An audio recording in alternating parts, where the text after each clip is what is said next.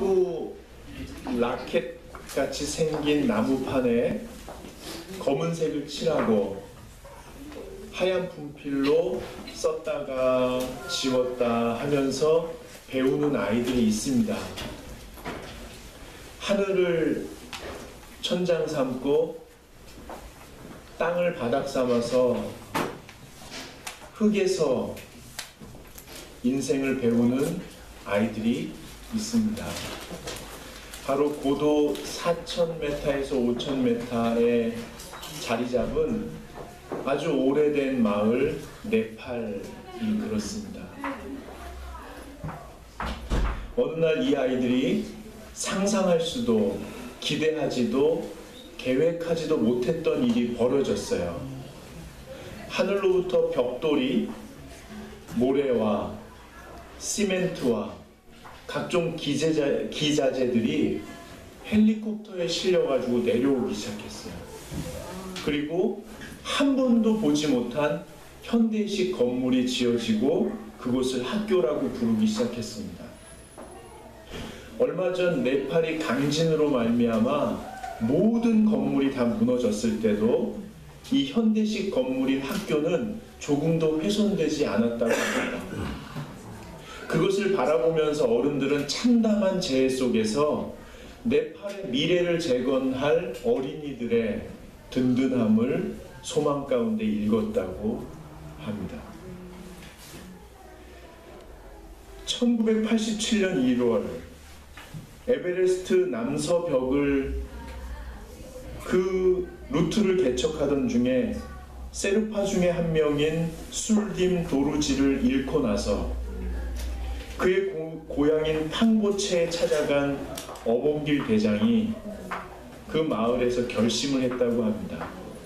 신이시여, 이 땅에 학교를 세우게 해주십시오.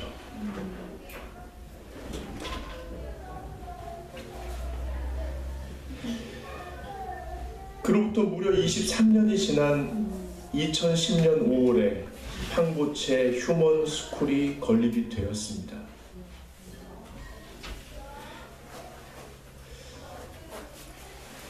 강한 지진에도 흔들림이 없던 그 학교를 그래서 사람들은 신이 내린 은총, 하늘로부터 온 선물이라고 부르기 시작했다고 합니다.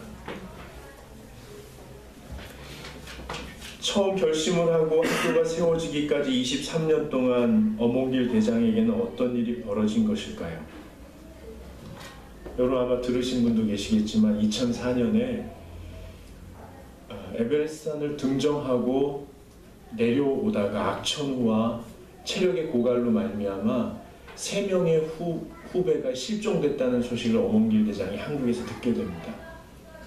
근데 안타까운 것은 2명의 시체는 찾을 수가 없는데 박무택이라는 후배, 그 한 명의 시체가 정상에 올라가는 길목 그 한가운데 8,000m 위에 매달려 있게 되었습니다.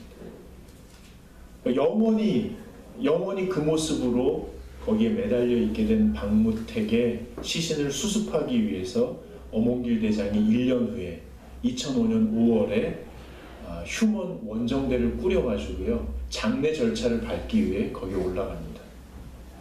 당시에 어몽길 대장은요 기관지가 약해져가지고 혀가 안쪽으로 말려 들어가서 숨을 못 쉬는 상황이었고 또 허리 부상으로 며칠째 꼼짝도 못하고 누워있는 상황이었는데 오직 신 앞에 기도하는 마음으로 거기까지 올라갑니다. 그리고 드디어 차갑게 얼어버린 사랑하는 후배의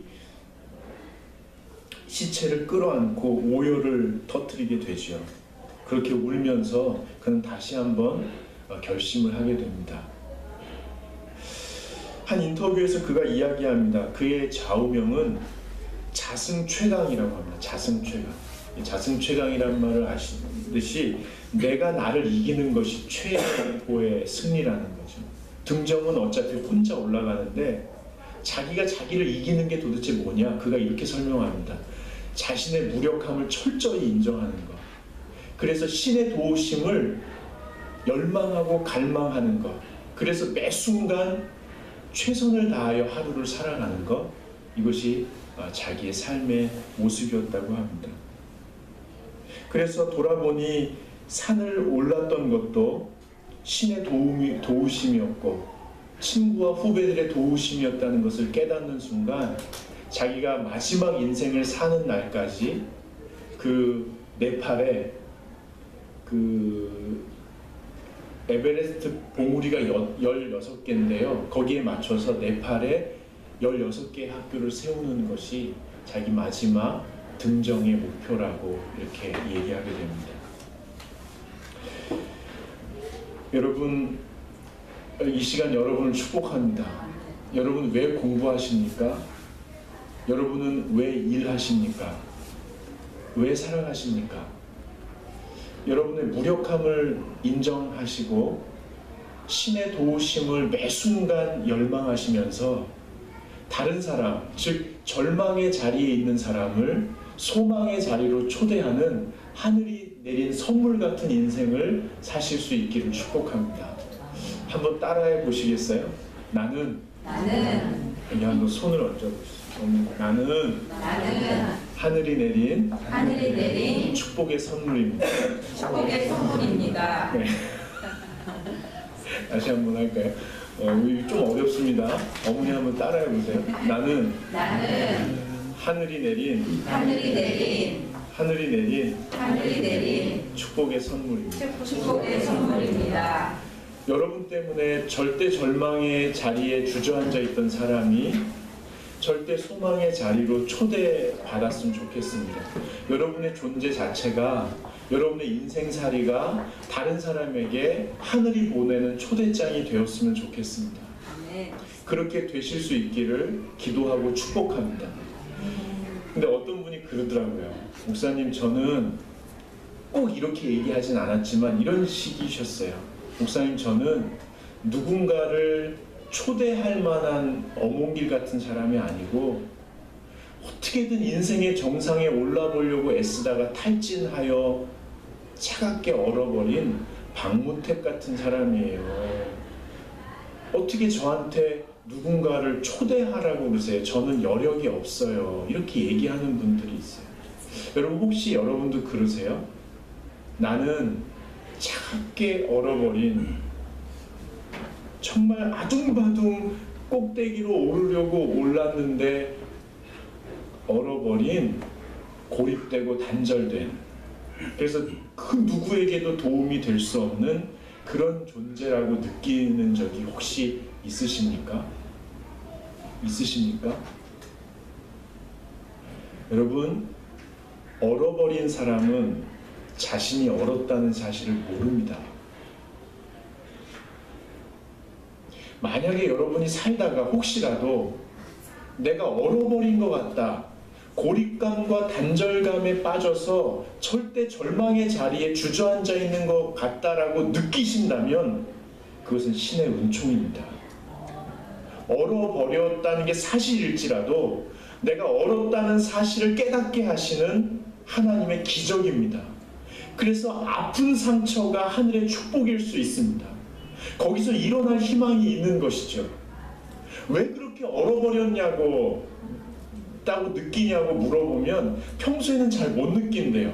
왜냐하면 내가 자유롭게 선택하니까, 의식주가 어떻게든 해결되니까, 내가 직장에 가서, 가정에서, 교회에서 이 지역사회에 대해서 계획하고 추진하는 일들이 지금도 진행되니까 절대 절망에 얼어버린 사람이라고 느끼지 않을 때도 있다는 거예요.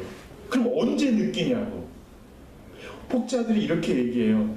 분명히 초월적인 존재가 있는 것 같은데 그 초월적인 존재와 내가 연결되어 있지 않다고 느끼는 당혹감. 그리고 내 삶이 내 후대에게 어떤 의미가 될지 모르겠다고. 어떤 분은 또 그렇게 얘기해요. 학창시절에 배웠던 거, 사회생활을 하면서 익혔던 것이 내 삶에 전혀 도움이 안 되는 거예요. 어떤 분은 이렇게 얘기해요. 희노애락, 내 감정과 정서가 생소하게 느껴진다는 거예요. 또는 너무 익숙해서 지겹게 느껴진다는 거예요. 즉 내가 나와 연결되지 않다고 느껴진다는 거예요. 어떤 분이 이렇게 얘기해요. 가족, 친구, 동료, 이웃과 늘 같이 있지만 연대감은 없대요. SNS로 늘 소통하고 있는데 같이 있지 않다.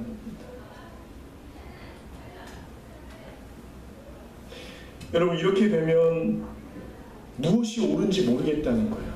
열심히 살고 있는데 단절돼 있으니까 어디로 가야 될지 모르겠다는 거예요.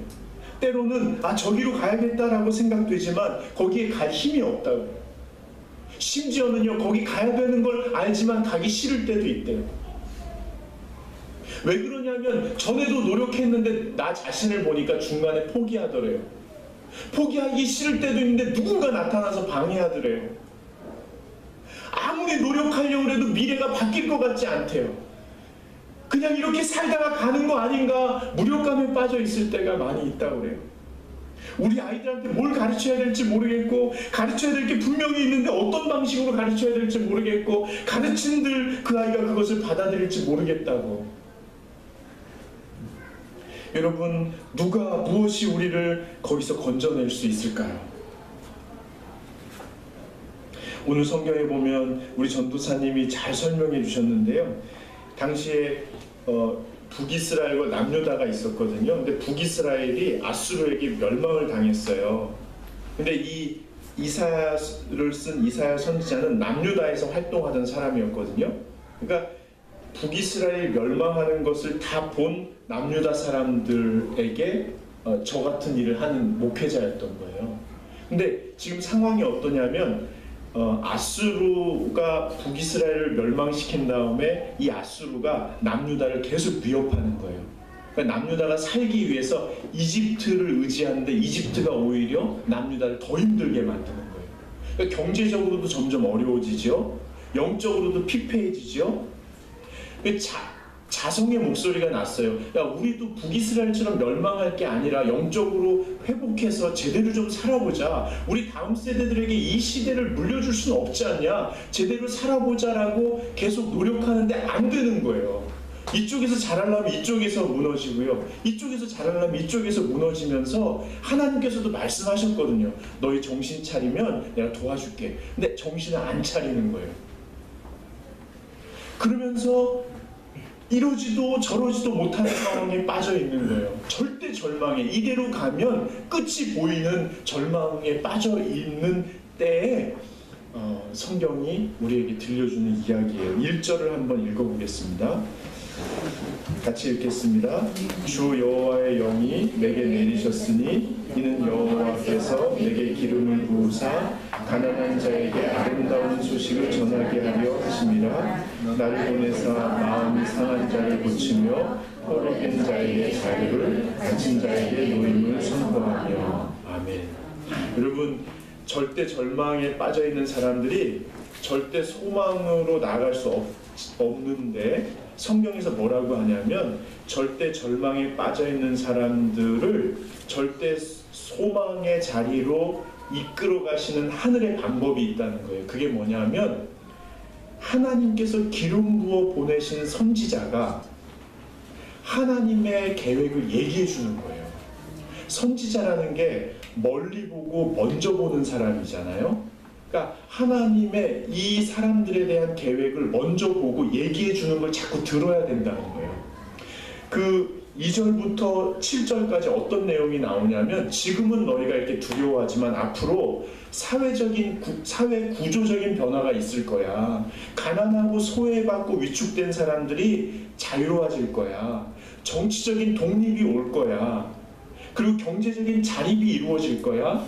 영적인 부흥이 회복이 일어날 거야 라는 것을 얘기하는 거예요. 여러분, 성경이 오늘 뭐라고 얘기하냐면 절대 절망에 빠져있는 사람이 일어날 수 있는 유일한 방법은 하늘로부터 온 선물과 같은 선지자가 하나님의 계획을 계속 들려줄 때 그걸 듣는 거라는 거예요. 이게 맞아요. 어떤 사람은 당신이 정신 차려서 일어나야지 왜 거기 주저앉아 있냐고, 지금 나이가 몇 살이냐고 이렇게 얘기하는데요. 아니, 알아도 할 힘이 없는 사람에게 하늘이 주신 선물이 뭐냐면 내 계획을 들어다오. 너에 대한 나의 계획을 들어다오. 너에 대한 내 마음을 좀 받아다오. 내가 너를 어떻게 할지를 좀 네가 받아들여주면 좋겠다. 하나님도 이 얘기를 하시는 거예요. 여러분, 거기 보면 아름다운 소식이 있어요. 아름다운 소식이 뭐냐면 내가 너를 이해한다는 거예요. 신께서 너의 마음과 상황을 이해한다는 거예요. 그리고 너를 구속해서 건지시겠다는 거예요. 기름 부으사 거기 있어요.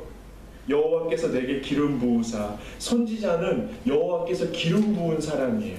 제가 이 말씀을 묵상하다가 옛날에 우리 어머니께서 부엌에서 하시던 그 모습이 생각났어요. 나무를 이렇게 막 묻히잖아요. 손으로 막 이렇게 버무리잖아요. 지금도 그러시죠? 그 다음에 참기름을 탁 발라서 깨소금을 탁 뿌려 이렇게. 그러면은 부엌 위에 제 다락방이 있었는데요. 아침에 그걸 하면은 그 향이 얼마나 막 아침이 행복했는지 몰라요. 이 기름 부으심이 뭐냐면 그거예요. 막 그러시네요. 기름 부으심이 뭐냐면 저요. 여러분, 음식을 만들어 놓고 그 음식에 맛을 내기 위해서 소스를 붓는 게 있죠. 그런 게 뭐가 있어요? 저는 짜장면밖에 생각이 안 나고요. 카레 라이스 생각나더라고요. 또 뭐가 있어요? 그거를 소스를 그래가지고 그 음식에 그 맛이 배는 게 뭐가 있어요? 돈가스요? 돈가스 소스. 소스 완성이 되는 거. 확 젓는 거. 이 기름 부으심은 바로 그런 거예요. 하나님께서 선지자를 하나님의 마음으로, 하나님의 마음이 소스가 돼서 막 버무린 거예요. 그 사람이 가가지고 하나님의 마음을 얘기해 준 거예요. 야, 내가 너를 이해한다. 여러분이 그걸 씹어 먹어야 돼요. 내가 너를 구원해 줄 거다. 내가 너를 상상하지도 기대하지도 계획하지도 못했던 절대 희망의 자리로 초대할 거다. 이 얘기가 처음에 안 들리죠. 절대 절망의 자리에 있으니까. 근데 오늘 성경이 요구하는 게 있어요. 그냥 듣고만 있어라. 여러분, 이스라엘의 역사가 정말로 그렇게 되거든요. 다시 부흥기가 오는데 또 멸망해요. 또 부흥기가 그때마다 선지자가 와서 그 얘기를 해준 거예요. 그리고 마지막에 누가 왔냐면 아까 우리 전도사님 말씀하신 대로 예수 그리스도께서 오셨어요. 예수 그리스도가 무슨 말이에요? 기름 부음 받은 자예요. 뭐냐면 하나님이 그 소스로 나물 무치듯이 예수를 버무려 가지고 이 땅에 보내주신 거예요. 예수의 삶이 우리에게 주는 메시지가 뭐예요? 그리스도인이 아는 메시지 3개가 있어요. 예수는 몸을 입고 왔다. 몸. 두 번째는 십자가 지고 죽었다. 세 번째는 부활했다. 그 예수님이 몸으로 보여준 하나님의 메시지가 있어요. 몸으로 왔다는 거예요. 몸으로 왔어요. 신이 몸을 입고 왔어요. 이게 뭐예요? 내가 너를 이해한다는 거예요. 인카네이션, 너의 눈높이로 왔다는 거예요. 내가 너를 이해한다. 십자가에 죽었어요. 내가 너를 거기서 건질 거다. 여러분이 지금 있는 그 자리에서 건질 거다. 부활했다. 너를 살 수 있게, 너도 거기서 살 수 있게 해줄 거다. 살맛나게 해줄 거다. 이 메시지가 예수의 몸에 담겨 있는 거예요. 여러분, 신앙이 깊어진다는 게 뭐예요?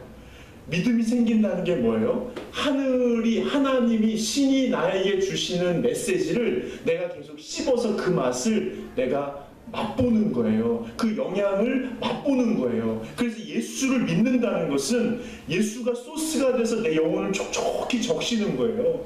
나물처럼 버무려지는 거예요. 그리고 나서 우리에게 나타나는 게 뭐예요? 아, 신이 나를 알고 있다. 여기에 확신이, 신이 보이지 않지만 나를 알고 있다. 신이 나를 매 순간 건지실 거다. 여러분, 빠져본 적 있죠? 살다가 죽을 만큼 빠져본 적 있죠? 내가 지금 살아있나 죽어있나 모를 때가 있었죠? 거기서 건지는 거예요. 저는 기차역에 떨어져 본 적 있어요. 초등학교 2학년 때 도둑기차 탔다가 거기 건너오는데 아저씨가 거기 플랫폼에 지키니까 다 돌아서 플랫폼 밑으로 내려간 거예요. 있잖아요. 성북역. 근데 발이 안 닿으니까 바둥바둥하고 이렇게 뛰어도 안 되는 거예요. 이렇게 이누만 이렇게 하고서 주화만 할 때는 이렇게 하는데 안 되는 거잖아요. 근데 거기 매달려가지고 이렇게 보니까 기차가 한 10m 앞까지 온 거예요. 어릴 때 이렇게 사람이 죽는구나. 그냥 놀려고 그랬어요. 어차피 뭐 죽을 거 매달려 이렇게 힘 빠지지 말고 놓는데 뒤에서 어떤 아저씨가 잡아가지고 확 끌어올린 거예요. 그 기차 쑥 지나갔어요. 그러고서 생각난 게 살았다가 아니고 아저씨한테 된통 터지겠다. 그러고서는 올려다봤는데 아무도 없는 거예요. 아무도 없었어요. 그리고 지금도 그 느낌이 생생해요. 이 등을 이렇게 옷을 잡은 게 아니고요. 이게 따뜻하고 두툼한 손길이 쑥. 그래서 이렇게 등이 쑥 하면서 사람이 쑥 올라와서 툭 떨어진 느낌. 여러분 이건 제 간증이에요. 저는 그때 교회 다니지도 않았었어요. 4학년 때부터 다녔거든요. 이 초월적인 존재가 있으신 거죠. 저는 그런 경우가 여러 번 있어요. 근데 여러분 이런 기적이 아니더라도 여러분의 생활 속에서 여러분이 얼어버린 것처럼 무력하게 단절감 속에서 신음할 때가 얼마나 많아요? 근데 하나님이 믿음이 깊어진다는 게 뭐냐면 거기 얼어버린 그 상황에서도 내일을 꿈꿀 수 없는 그 상황에서도 계획할 수도 상상할 수도 기대할 수도 없는 그 상황에서 나를 건져주시는 이가 있다는 사실을 받아들이는 거예요. 이게 믿음이 깊어지는 겁니다. 그리고 끊임없이 내가 그 죽음을 이기고 그 죄의 그림자를 이기고 살맛 나는 사람으로 살아갈 것이다 라고 받아들여가는 과정이 신앙의 삶입니다.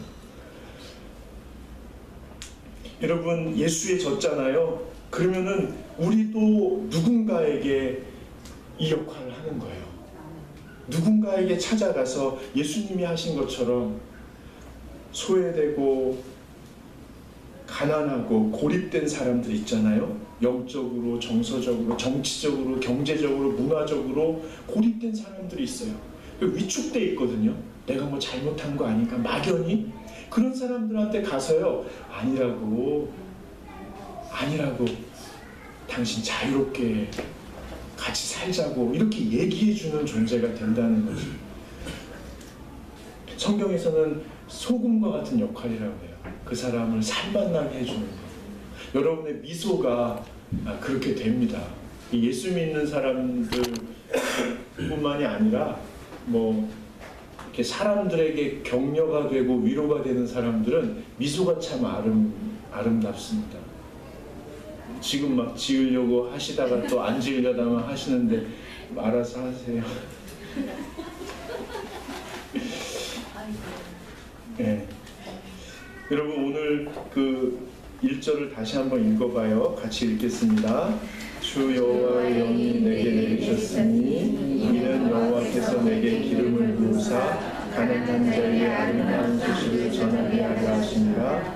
나를 보내사 마음 상한 자를 고치며 고르는 자에게 자유를 갇힌 자에게 모임을 선포하며. 구조적인 고립감 속에서 신음하는 사람들에게 찾아가서 하나님께서 당신을 이해하신다고 그 당신에게 자유를 주실 거라고 이야기하는 사람이 바로 우리가 된다는 거예요. 그 다음에 3절을 한번 읽어봅시다. 무릇 시온에서 슬퍼하는 자에게 화관을 주어 그 죄를 대신하며 기름으로 그 슬픔을 대신하며 찬송의 옷으로 그 근심을 대신하시고 그들이 의에 나오는 곧 여호와께서 심으신 그 영광을 나타낼 자가 일컬음을 받게 하려 하십니다. 여러분 사람들이요 아마 아실 거예요. 내가 제대로 사는 거 맞나? 나는 왜 이 모양이지? 내가 잘할 수 있을까? 내가 저 사람에게 마음에 드나? 내가 이 사회에 필요한 존재인가? 늘 회의하면서 위축감에 빠져 있거든요.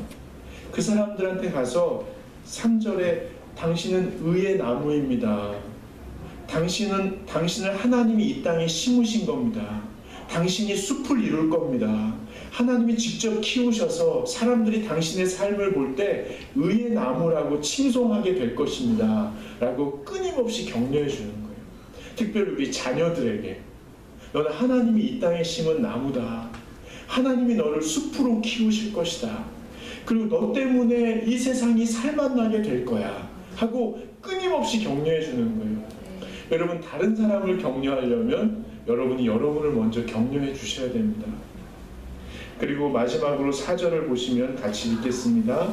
그들은 오래 황폐하였던 곳을 다시 쌓을 것이며 옛부터 무너진 곳을 다시 일으킬 것이며 황폐한 성은 곧 대대로 무너져 있던 것들을 중수할 것이며.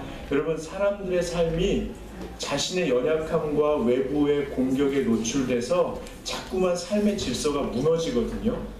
먹고 자고 시간 사용하는 거, 재정 사용하는 거, 인간관계 모든 면에서 자꾸만 무너지거든요. 그리고 그게 반복되면 무력감에 빠지게 돼요. 근데 여러분, 처음에도 제가 여쭤봤지만 우리가 왜 공부했나요? 왜 직장 생활을 하나요? 왜 오늘 하루를 하나님 앞에 나왔나요? 저는 사람을 살리는데 조금이라도 쓰임받기 위해서 우리가 공부하고 돈 벌고 시간을 쓴다고 봐요. 우리 주변에 보면 자신의 연약함과 외부의 구조적인 공격 아래서 삶의 질서가 무너져서 허덕이는 사람들이 너무 많아요. 그러다 보니까 같이 지치는 거예요. 그래서 자꾸만 잔소리를 하게 돼요. 눈에 보이니까. 근데 잔소리는 똑같은 소리를 잘게 썰어서 계속 던지는 거라 효력이 없거든요. 친구 관계도 그렇고 부모 자녀 관계도 그렇고 부부 관계도 마찬가지인데요. 우리가 공부하고 책을 읽고 살아가는 이유는 내 주변에 있는 사람들이 겪고 있는 삶의 구체적인 문제에서 일어설 수 있도록 돕기 위한 방법을 찾기 위해서 한 건지도 몰라요.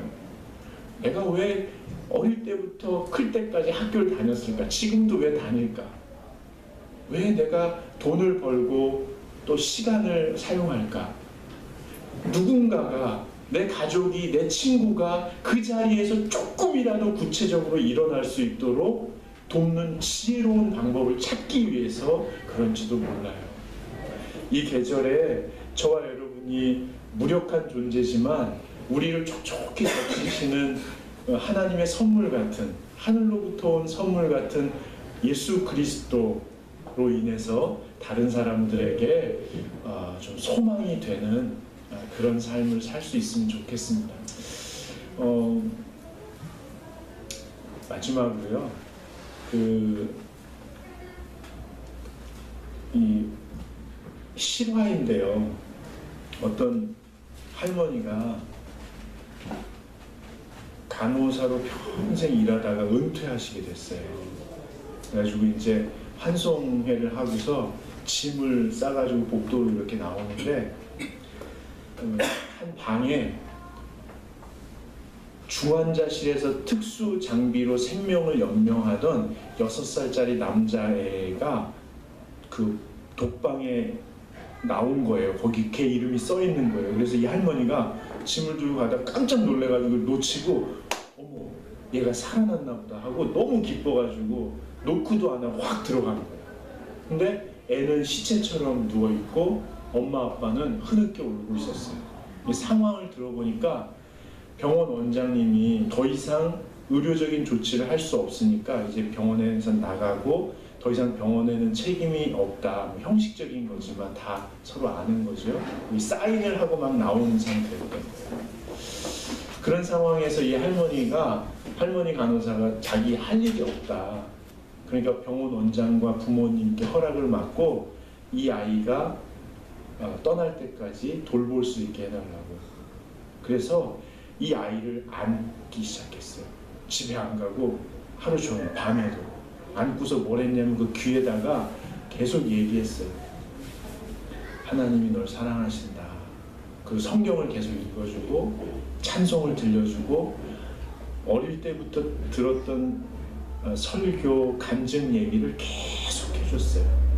그러다가 졸면 졸다 계속 또 하고, 먹는 것도 앉아서 드시고, 그러면서 계속 몇 날 며칠을 밤에 잠도 안 자고 계속 그렇게 했어요. 그러다가 며칠 지났는지 제 기억이 잘 안 나는데요, 한 2주 정도 지났나? 그럴 때 할머니가 잠에 빠진 건지 환상을 보게 됐어요. 저기 요단강에서 찬양이 이렇게 확 울려 퍼지면서 예수님하고 천사들이 쫙 자기한테 오더래요. 이렇게 오시더래요. 아기를 안고 있는데. 그래서 할머니가 이제 주님이 이 아이를 데려가시나 보다 하고서 이렇게 올려드리려고 하는데, 그게 싹 사라지면서 여기서 찬송이 들리더래요. 보니까 이 아이가 살아나가지고 자기가 불러주던 찬송을 이 아이가 부르고, 이 아이가 기적적으로 살아났어요. 여러분, 하나님이 우리에게 하시는 말씀을 죽을 것 같을 때라도 계속 들으시면 좋겠어요. 도저히 아무것도 할 수 없을 때에도 하나님이 날 사랑하신다는 이야기를 계속 들으면 우리가 살아날 줄로 믿습니다. 그러면 은퇴해서 이제 물러나야 될 할머니라도 아이를 안고 또 들려준 것처럼, 우리도 누군가에게 이 계절에 하늘의 선물처럼 사랑의 이야기를 계속 들려주는 그런 한 주간이 되면 좋겠습니다. 다 함께 일어나셔서